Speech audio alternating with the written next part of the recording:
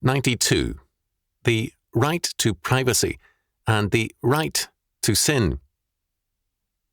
Chalcedon Report number 230, September 1984. In an excellent study, Professor Charles Rice analyzes legalizing homosexual conduct, the role of the Supreme Court in the gay rights movement. Cumberland, Virginia, Center for Judicial Studies. The U.S. Supreme Court has been using the Bill of Rights to accomplish what it was designed to prevent by reading, as Justice Douglas insisted, penumbras formed by emanations into its guarantees. Among other things, these penumbras and emanations limit the freedom of Christians while increasing that of homosexuals. In everyday thoughts, the right of privacy has become the freedom to sin. Although in every other area, federal power has become more intrusive into the life of the churches, all kinds of schools, the family, business, and more, the courts have been drawing a strict wall of separation and protection around sin.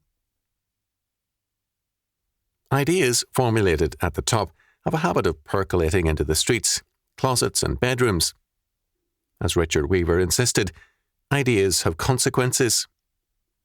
To illustrate, an attractive young woman in her early 20s was in bed with her lover when her husband came home unexpectedly.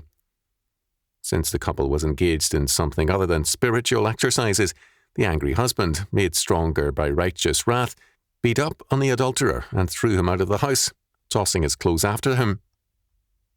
Meanwhile, the young wife called the police. When they arrived, she demanded that her husband be arrested on the ground that he had violated her right to privacy. The laughing policeman told her that no such charge could be filed, and they left, to her indignation. What, she asked her sister later, is this world coming to? Strange or unusual? No. The high priests of humanism, the justices of the U.S. Supreme Court, are making new laws based upon their own religion, humanism. The angry young wife was simply anticipating the logical development of her, quote, right to privacy, end quote. This same, quote, right, end quote, is invoked to defend abortion, homosexuality, and more.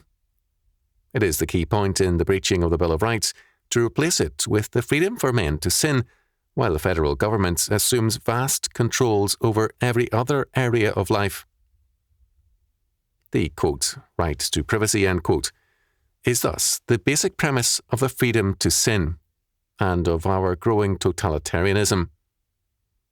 For the substantive freedoms of the Bill of Rights, the degenerative freedom to disrupt the family and sexual order has been substituted